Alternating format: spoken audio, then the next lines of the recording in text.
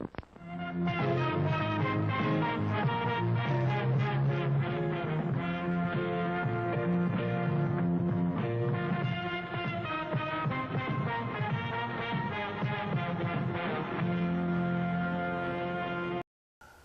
Tarantino to trash cinema, Mike White's book, Impossibly Funky, a Cashiers Du Cinemarts Collection, goes over his many years of doing his zine. And I'm with Mike White here today on Take 5. Welcome, Mike. Hi, thanks. And yeah, what gave you the idea for the book?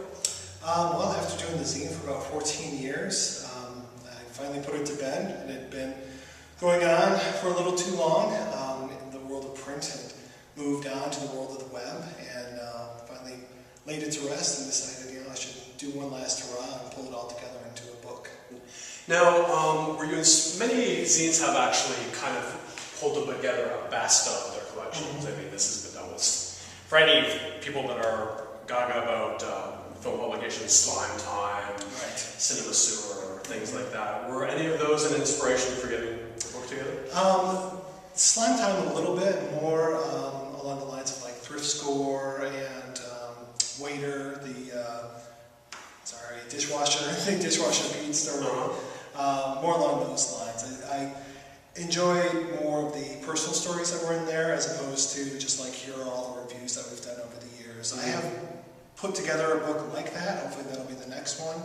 But before that, I kind of wanted to pull together some more of the meaty stories. Nice. Now, of course, your name is a play of Cashiers Du Cinemart. Do you feel that you have anything in common with them?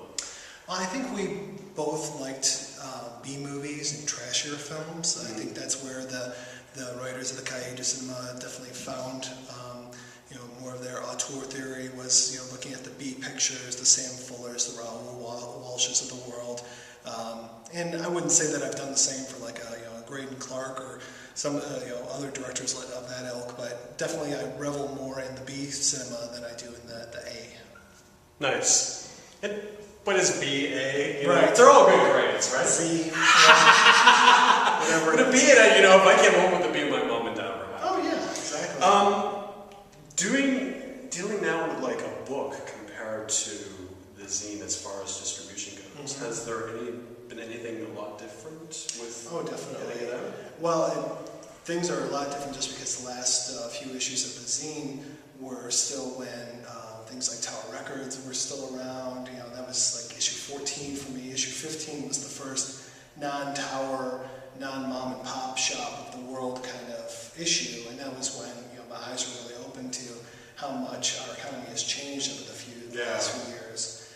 And that was really kind of saddening to see that. And now we're more in the whole print-on-demand kind of a world. So there were some thoughts at one point of, okay, well, if I ever do a Cashiers 16, I'll do a print-on-demand, and that way I don't have to have a few thousand copies in my garage. Yeah.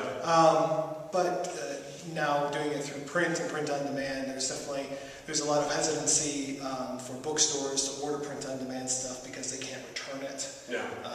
So yeah, it's definitely a whole different world for me. Yeah. Well, it looks like a great read, and the introduction by Herschel Gordon-Lewis and a foreword by Chris Gore, I cannot recommend Mike White's book enough. Check the bottom of the page here for the email address or the web address where you can get it at.